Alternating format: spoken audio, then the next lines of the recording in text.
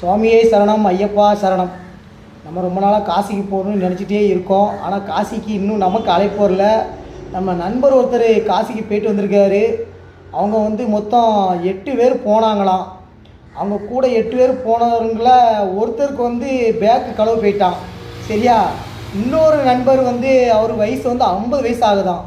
அவர் உடல்நல குறைவு ஏற்பட்டு ஹார்ட் அட்டாக் ஆள் அவுட்டான்.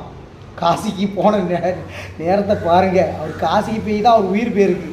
சரியா? அவர் இப்போ தான் சொன்னாப்புல, காசிக்கு இப்போ தான் போயிட்டு வந்தேன் அப்படின்னு உங்களுக்கு பிரசாதம் கொண்டு வந்திருக்காருன்னு சொன்னாப்புல. அதான் என்ன பிரசாதம் கொண்டு வந்திருக்காருன்னு பார்த்தா திருநாறு கொண்டு வந்திருக்காப்புல. இது காசியில் உள்ள திருநாறு. சரியா?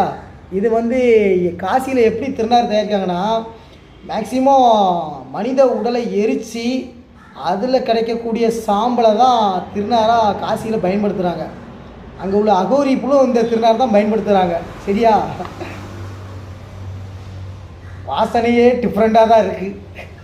மனிதனை எரித்து அதில் இருந்து வரக்கூடிய திருநாறு வாசனை ஹெவியாக இருக்குது. காசிக்கு தான் போக முடியல. அங்குள்ள திருநாரை வச்சு காசி விஸ்வநாதரை நினச்சி ஒரு பட்டையை போட்டுருவோம். சரியா? அந்த காசியில் உள்ள அகோரியோட எந்த அகோரியோ இல்லை, அங்குள்ள மக்களுடைய அவங்கள எரிச்ச உள்ள சாம்பல் தான் இந்த திருநாரை பயன்படுத்துவாங்க. சரி, எல்லாமே லாஸ்ட்டில் சாம்பலாக தான் ஆக போகிறோம். மிச்சம் எதுவும் கிடையாது. சரியா? அதுக்கு தான் எதுக்கு மேலேயும் ஆசைப்படக்கூடாது. ஒரு வயசு வரை ஆசைப்படணும். அதுக்கப்புறம் எல்லாம் திறந்து சிவ சிவ ஹரஹர மகாதேவ் காசி விஸ்வநாதரை நினச்சி பட்டையை போட்டுருவோம். சரி, சுவாமியே சரணமையப்பா, அன்பே சிவம். பட்டை சரியாக விடலை. காசி விஸ்வநாதரே நமக்கு அழைப்பு வந்திருக்கு. சரி, நம்ம ஒருத்தருக்கு போய் காசி போய் பார்க்கணும். அங்கே என்ன பண்ணுறாங்க அப்படின்னு அதையும் பார்த்துட்டு சாமியும் கும்பிட்டு வரணும். இன்றைக்கி காசிலேருந்து வந்த திருநாரை பூசியாச்சு.